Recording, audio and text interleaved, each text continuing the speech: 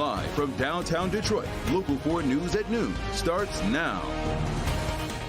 Trying to beat the clock. Still no deal between the UAW and any of Detroit's 3 automakers. It's good to have you with us this noon, everybody. I'm Jason Colthorpe. And I'm Rhonda Walker. We are now just 1 day away from the contract expiring, and that happens 146,000 auto workers could go on strike. Rod Maloney has been following this story for us. And Rod, are you seeing any progress that leads to thinking that this could be a done deal for any of the automakers? Well, I don't know if it's necessarily progress. It could be, but let's talk about logistics here, because that's been one of the issues, okay? So by targeting all 3 companies at the same time, Shawn Fain has been traveling all around to different places. The General Motors Tech Center in Warren is where the GM negotiations have been going. Ford has been out at the Glass House in Dearborn. The Stellantis negotiations have been going on in Auburn Hills. But Shawn Fain's finding it difficult to get to all 3 in a timely fashion. So, as things stand right now, and Local 4 News has just learned and confirmed that the main table talks are now moving here to Solidarity House today, and should be that way today and tomorrow. Whether it happens after that, we're still uncertain. The bottom line is they want to speed things up. They want to goose this along. And so having everybody in one spot doing all the talking, Shawn Fain can move between all 3 main tables. That's very important, and that's a sign that they want to get this thing moving along much more quickly. Another thing is that Shawn Fain was on CNBC this morning. The hosts there challenged him quite heavily about what his thoughts are and what his demands are. And we also heard from Jim Farley last night, who has a new offer on the table. And he says it's a generous offer, and to listen to what he has to say, this may be about as far as Ford can go. So let's hear from them both. Pay increases, elimination of tiers, inflation protection, 5 weeks of vacation, 17 paid holidays, bigger contributions for retirement. So it's a significant enhancement. Still optimistic that we'll get a deal, but there is a limit. We can get an agreement, but you know, it's unfortunate. Like we gave the companies our demands earlier than we ever have in the history of our bargaining. This is my 5th set of national negotiations, and typically, the economic demands don't come into play until the final few weeks. We gave them those demands 5 weeks ago. We told the companies from the onset of bargaining that we expect to bargain now, not delay till the very end, and expect everything to fall off the table. If they chose that path, it wouldn't be good. And so it looks like they'll be convening here today, all of them trying to get to a deal by tomorrow night. Is the Ford deal a good one? Does Shawn Fain think it's what they can live with? Well, we're going to hear from him coming up later on Local 4 News tonight at 6 o'clock, but he'll be talking on Facebook Live at 5 o'clock. Also, one thing we have confirmed is that the UAW says it does not plan to picket the charity preview, which is Friday night. They say it's not a work location. There's no reason to pick it there, but just next door to Huntington Place is the Ford Technical Center, Ford Training Center, rather, and they're going to be doing a rally there on Friday. So a lot of things to talk about here, and there's going to be a lot more throughout the day. But for now, that's what we have here at Solidarity House. Reporting live, Rod Maloney, Local 4. All right, Rod, a lot of development so far, and we know a lot more likely to come in the next little over 24 hours. Thank you. Well, on the flip side of that, speaking of charity preview and the auto show, car lovers flocking to downtown Detroit now to see the next generation of automotive innovation. The Detroit Auto Show happening right now in Huntington Place. Let's get out live to Nick Monticelli, who's getting an up-close look at all the new rides. And oh, you got one, Nick. I knew it. Hey, good afternoon, everybody. We're going to take this Bronco for a little spin here in just a few moments. But first, let's talk about the show itself. A lot of people last year, I don't know if disappointed is the right word, but they just weren't used to the show because it was scaled down. So let me show you some video of this year. This year is a lot like auto shows in the years past. A lot of big displays, a lot of things to do, a lot of places to walk around. and see the show is split into a couple of different areas. Obviously, you've got your big three giving their big displays. You've got a lot of the other ones. Toyota's got a big display. BMW's out here as well. There's a lot to look at. Then one hall is dedicated just specifically to automobility, is what they're calling it, kind of looking at the technology, batteries, automation, autonomous vehicle driving. All of that is something that we really haven't seen, as opposed to last year. I talked to the chairman of the show this year, and he says honestly, last year it's a lot because the budgets and the brand didn't want to come as much as they did this year. You can feel that as soon as you walk in. I mean, we had a really hard time because budgets were really cut post-pandemic. There wasn't a whole lot of inventory levels out there.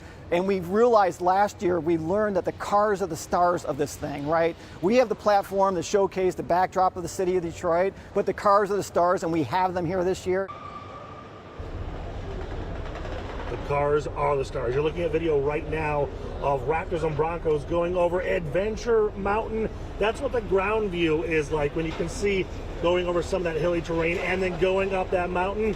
Let's actually do it live. So let's come out here live right now. YOLO is in charge. You ready to do this? I'm ready. All right, so the Bronco taking on, what do we call this little guy right here? We call it the twist ditch. You can call it a rock pile. We're just going to go rock crawling, right? Rock crawling in the Bronco. There you go. I'm not going to fall out. You're not going to fall out, I promise. This one isn't as scary. It's just kind of showing off how amazing this thing is handling terrain that's not just a road, right? Yes, absolutely. All right. Now what happens? The mountain is a little scarier. Yes, it is 30 feet up. 30 feet. 40-degree angle. It is very 40 steep. degrees, 30 feet. Okay, here we go. Oh, it's like a roller coaster.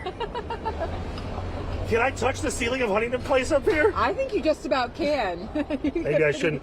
Keep your hands inside the vehicles at all times, right? Holy cow, look at the view of the show up here. Whoa, whoa, whoa. Woo! All right, and back on the ground. Amazing. They bring in professional drivers for this stuff. Jason, I know you're jealous at this point. Oh, this is so cool. Yes, I am jealous. Are you guys, now keep talking to me, Nick. Are you guys 45 degrees there? Let's fall out. It's a good thing I've got my seatbelt on. Now, here's the cool thing, everybody. This is something that the entire public can do. Oh, we're gonna floor it here.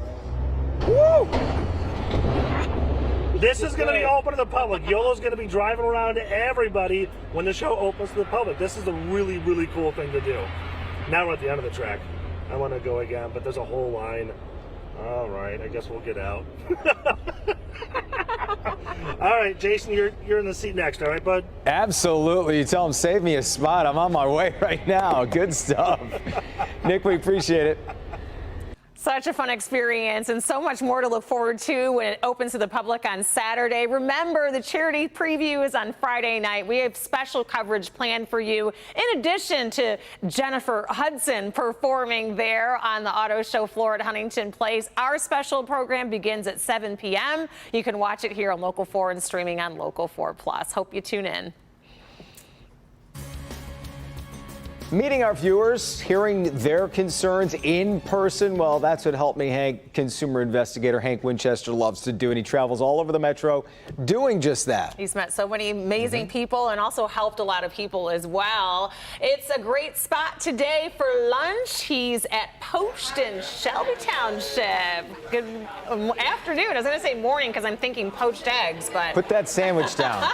You can poach more than that. Yeah, that's why we have to make it clear. You can also do a little lunch. You can do a little breakfast here. As you know, it's called Poach, so it's whatever you want to do. Great crowd here. We've had some great viewers show up and turn out, talk to us about the issues affecting them in their communities. Talking to Terry and her mom right now. Take a look at some video from earlier today. We had a lot of people coming to us talking about landlord-tenant issues. People also concerned about the price of things. I had a gentleman stop by who's very worried about the pending UAW strike, how that's going to affect everything that we all pay for. In fact, that's going to be the focus of a Help Me Hank story that I'm working on for Thursday morning. So I invite you to tune in tomorrow starting at 6 a.m. as we kind of look at how that could affect all of us. But, you know, a lot of people are, of course, still dealing with issues regarding the economy and worrying about the prices of everything. As you guys know, inflation is still a huge issue. So we're going to stay here at Poach for quite a while. In fact, I just put in my lunch order, so I'm not going anywhere. So if y'all want to stop out here, we're at Poach. We're here in Shelby Township. We're right on DeQuinder. Rochester's on the other side of the road, so you kind of know where we are. But swing on by. We're going to be here for a while. We'd love to talk to you if you guys have any consumer-related issues. If you can't make it out, hop on to clickondetroit.com, hit me at social media, whatever you need. Reach out to Help Me Hank. We'll work to solve your issue. For now, we're going to send it back to you guys in the studio. Garcon, a little more decaffeinated for Hank over there. Garcon. Sounds good, Hank. Thanks. Happening today, former Macomb County prosecutor Eric Smith will be sentenced after pleading guilty to several felonies.